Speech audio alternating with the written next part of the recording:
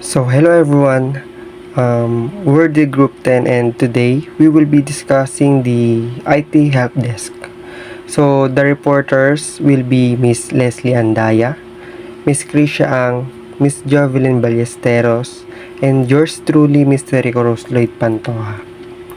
So in this report, we will be dealing with these objectives and definitions under the IT help desk, as well as to seek and provide an answer with these particular questions. So number one, what's an IT help desk? Second is who uses IT service desk software? Third will be how does an IT help desk work? Next, IT help desk versus other solutions. Next will be IT help desk support features, benefits of IT help desk services, and lastly, IT support desk best practices. So let's start. So, in the ever-evolving landscape of technology, where digital systems are at the heart of nearly every aspect of modern life, the importance of efficient and effective technical support cannot be overstated. So, at the forefront of this support structure lies the IT help desk, a cornerstone in ensuring smooth operations, troubleshooting technical issues, and providing invaluable assistance to users navigating the complexities of various software and hardware systems. So, this report delves into the essential role played by IT help desk professionals in delivering prompt and reliable technical support services, exploring their responsibilities, challenges, and the indispensable value they bring to organizations in the digital age. So, businesses cannot provide the best support if their IT help desk is hard to use. So, when agents have to toggle between apps and programs to do their jobs, it doesn't create a positive employee experience. So they're likely wasting their time searching for information, finding it difficult to keep tabs on tickets, and feeling overwhelmed by the numbers of platforms they use. So, what's an IT help desk? According to its definition, an IT help desk is a software platform that helps businesses to provide technical support to employees and customers. It is also a centralized support function within an organization created to help users with technical problems pertaining to their computer systems, software, hardware, and network connectivity. So basically, ang IT help desk is sila yung parang teams or binubuo siya ng teams na sila yung parang nagpro-provide ng answer or ng tulong sa mga nagre-reach out sa kanila pertaining to some technical problems like sa isang system or sa isang company like kumbaga nagkaroon ng problema sa isang system ng isang team, so pwede silang mag-reach out sa sa IT help desk para magkaroon ng answer or kumbaga solution para mapunan yung problemang iyon. So, when a technical issue flares up with a device, software, or network, basically internal employees and external customers reach out to the IT help desk for support. So, using a help desk allows employees and IT team members to these particular key functions. First will be the technical support. So, the primary role of an IT help desk is to provide technical assistance to users facing IT-related challenges. So, this includes diagnosing and resolving issues promptly to minimize disruptions to workflow. Next will be the troubleshooting. Skilled technicians at the help desk are equipped to troubleshoot a wide range of IT issues, including software glitches, hardware malfunctions, and network connectivity problems. So basically, they utilize diagnostic tools to and techniques to identify root causes and implement effective solutions. The third one will be tracking and prioritizing issues. So in this case, in an IT help desk, it refers to the process of organizing, categorizing, and addressing incoming requests or problems from users or customers.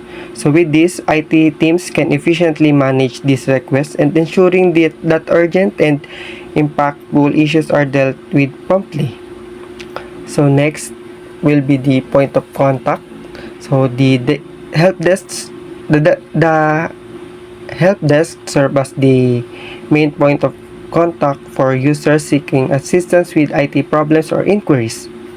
So users can reach out to the help desk via various channels such as phone, email, or online ticketing systems.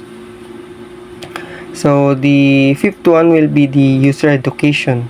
The help desk provide guidance and training to users on how effectively utilize technology resources. So troubleshoot common issues independently, and last is to adhere to best practices for IT usage and security.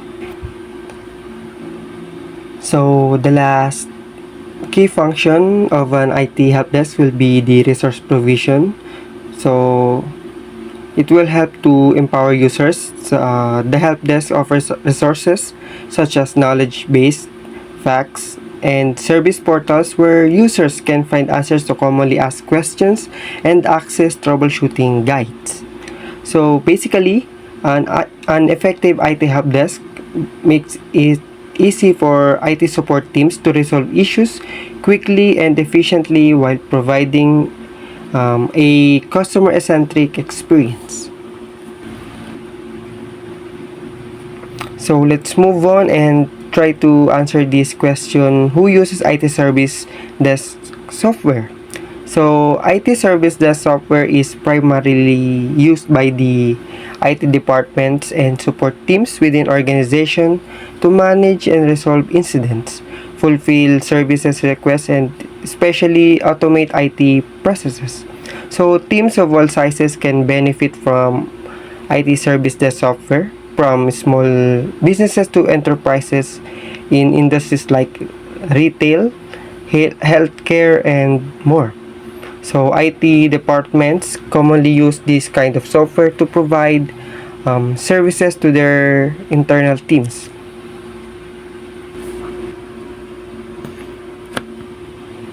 So basically, the key players in the IT help desk or the one who are most involved in these scenarios and tasks are the following. So when we say key players, kumbaga sila yung parang nakatuon doon sa scenario yun, which is mas lalo sila nakikilala. So first will be the IT support teams. So these teams are the primary users of IT service desk software. So they use software to receive, prioritize, assign, and track incidents and service requests reported by users. So they support technicians leverage the software to diagnose issues, communicate with users, and resolve problems efficiently. So next will be the IT managers. So managers use service desk software to oversee the performance of the IT support team. So they track key metrics such as response times and resolution rates and make a strategic decision to improve service delivery. So they may use the software to generate reports and analyze trends to identify areas for improvement. Next will be the end users. So basically, these are the employees, customers, or clients that submit their service requests and report incidents through the service desk service desk software. So they can track the status of their request, receive updates from the IT support team, and provide feedback on the resolution process. So next will be the system administrators. So they may interact with the service desk software to configure and customize the systems according to the organization's requirements. So specifically, they manage users account, permission, service catalogs, and workflows to ensure a smooth operation of the service desk.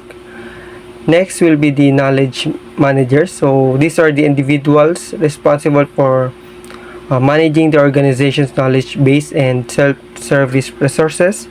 May use service desk software to create, update, and organize knowledge articles, facts, and other documentation to help users resolve issues independently.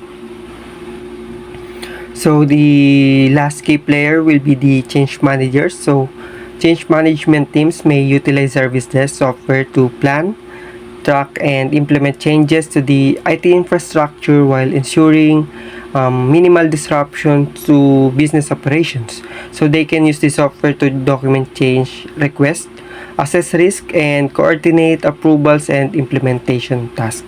So overall, IT service desk software serves as a central hub for IT support operations, enabling organization to streamline incident management, improve service delivery, and enhance the overall user experience. So with that, let's try to discuss the services encompassed by the IT service desk software. So it include first the server maintenance. So basically it is a monitoring and managing the health, performance, and security of servers to ensure optimal operation and minimize downtime. So second will be the software deployment. So facilitating the deployment, installation, and updates of the software applications across the organization's IT infrastructure. Third will be the hardware fixes. So providing support for troubleshooting and resolving hardware issues such as malfunctioning devices or equipment failures to maintain uninterrupted operation. Next will be the system administration. So specifically, it is the overseeing and managing various aspects of the IT infrastructure, including user accounts, permissions, network configurations, and last is the system resources. So next, the next service will be the incident and asset management. So logging, tracking, and resolving incidents reported by users, as well as managing the life cycle of IT assets from procurement to disposal. So it is used to utilize and optimize resource and especially minimize cost.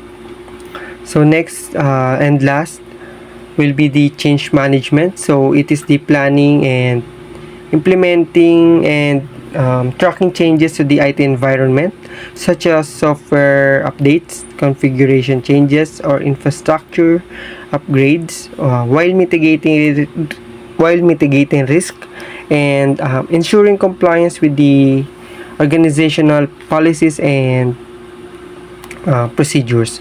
So by integrating these services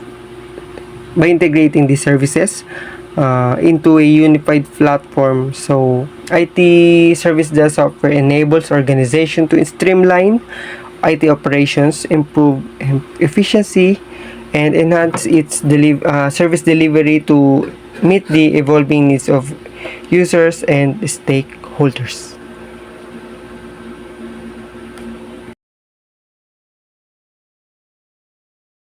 Good day everyone. I am Leslie Andaya, and I am going to discuss about how does an IT help desk work. An IT help desk is usually the first point of contact for employees and customer to get help with their IT issues. They can submit a ticket about their issue and an IT member will help them resolve it, or they can search through a knowledge base with help content to find answer on their own. So sa IT help desk, ang unang puntahan ng mga empleyado at customer kapag may problema sa IT. Pwede silang mag-submit ng ticket para sa tulong o kaya naman ay maghanap sa knowledge base para sa sagot sa kanilang mga tanong. IT help desk software has a wide range of use cases such as bug fixes in company software. Halimbawa, kung may bug ang isang application ng kumpanya, maaaring mag-submit ang empleyado ng ticket sa help desk para maayos ito. General employee questions. Kapag may mga empleyadong may katanungan tungkol sa paggamit ng mga system o software sa opisina, maaari silang humingi ng tulong sa help desk. Incident monitoring. Ang software ay maaaring magamit upang bantayan ang mga insidente tulad ng system downtime o data breaches. New feature requests. Kung mayroong mga empleyado o department na nais mag-request ng bagong feature para sa isang software, maaari silang mag-submit ng kanilang mga kahilingan sa help desk. Problems with the network or VPN. Kapag may mga issue sa network connectivity o sa VPN ng kumpanya, maaaring maghanap ng tulong ang mga empleyado sa help desk. Issues with login credentials. Kapag may mga issue sa network connectivity o sa VPN ng kumpanya, maaaring maghanap ng tulong ang mga empleyado sa help desk. Device compatibility issues. Kapag may mga problema sa paggamit ng iba't ibang device tulad ng printers o mga external drives, maaaring maghanap ng tulong sa help desk. IT help desk versus other solutions. So the first one, IT help desk, a reactive solution equipped with ticketing software that provides technical support to users as needed. So ito yung serbisyo na tutulong sa'yo pag may problema ka sa computer o ibang IT related concerns. Halimbawa, kung nawala mo ang access mo sa email mo, pwede kang magpa-assist sa IT help desk para i-reset ang password mo. The second one, IT Service Desk or ITSD, a help desk with expanded capabilities including self-service, workflows, and proactive support methods. Ultimately, an IT service desk goal is to resolve issue quickly, maintain services, manage incidents, and fix issues that impact business goals. Ito yung mas advanced na version ng IT help desk. Meron itong self-service at iba pang features para mas mapadali ang pagtulong sa mga empleyado. Halimbawa, pwede kang maghanap ng sagot sa mga tanong mo sa isang self-service portal bago ka mag-submit ng ticket. IT Service Management facilitates the delivery of IT services including problem management, incident management, asset management, and service request management. So ito yung malawakang sistema naman para sa pamamahala ng lahat ng IT related na serbisyo sa isang company. Halimbawa, sa pamamagitan ng IT Service Management, mas madali para sa company mag-track ng mga problema, incident at iba pang mga request. So, the last one, desktop support focuses on hardware issues like fixing desktop, computers, and laptop. So, dito naman, ito yung serbisyo na tutulong sa'yo sa mga problema sa hardware ng computer mo tulad ng desktop o laptop. Halimbawa, kung biglang nag-crash ang computer mo, pwede mong tawagan ang desktop support para magpadala ng technician na mag-aayos.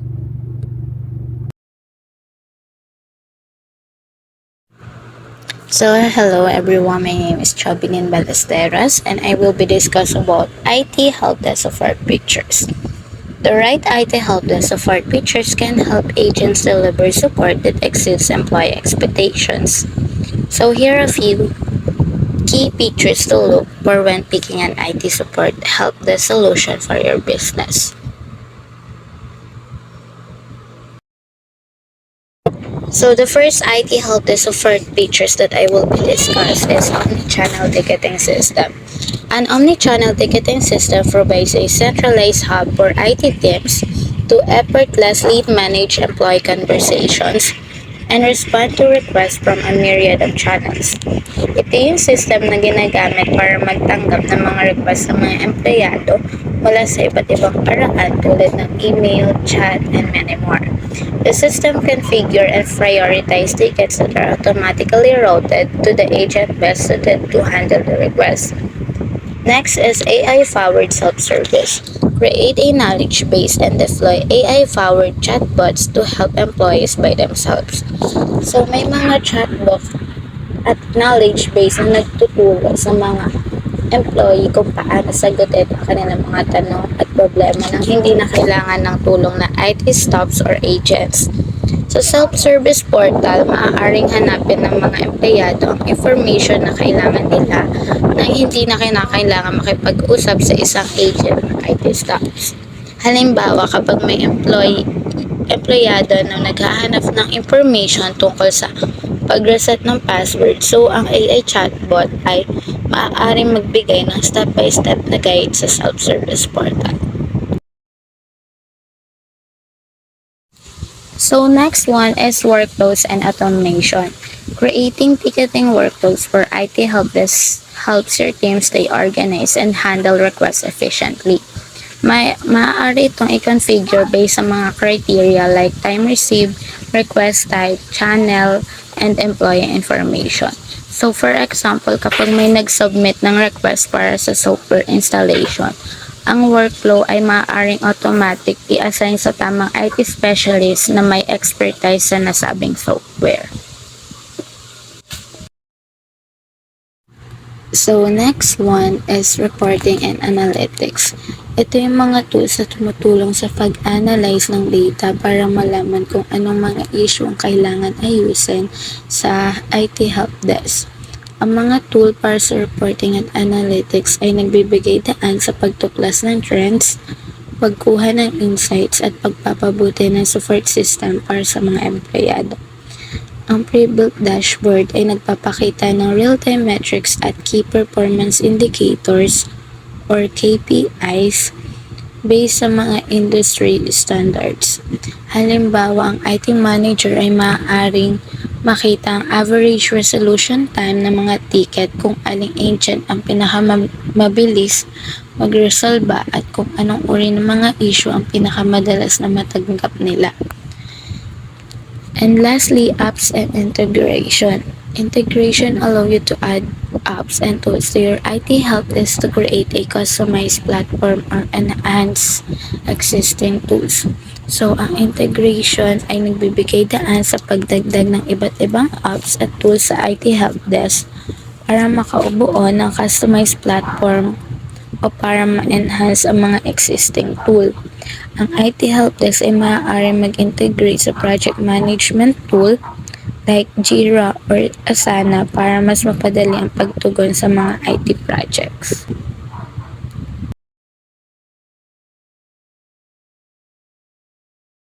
Let's proceed with the benefits of IT help desk services. Of course, kapag nag-invest ang isang business sa best IT services, businesses can gain several perks. Una, from improving efficiency to boosting employee satisfaction, and ang IT help desk din can enable you to scale your business quickly. So, here are several benefits businesses can gain. First is it can increase operational efficiency and reduce operational cost. The way we work has changed from traditional offices to remote or mixed setups. So yung mga leaders, they need to upgrade old systems to modern help desk. These desks make it easier for the employees to solve IT problems, saving time and money. And syempre, with a good help desk, workers can quickly fix issues themselves or know who to ask for help. Second, it can reduce data silos and integrates your tech stack. Ang IT help desk gathers all customer and staff information from different places into one spot lang. So, this makes it easier to understand kung ano yung nangyayari, and this can help everyone work together better. Parang you all have your tools neatly organized in one toolbox instead of scattered around lang siya or nakakalat lang siya. So, when something urgent happens, like needing a new cable or when the printer stops working, it is important for teams to communicate quickly, of course. With a good IT help desk that connects to different communication channels like SOCMED, text, emails and calls, teams can offer great personalized help, especially within the company.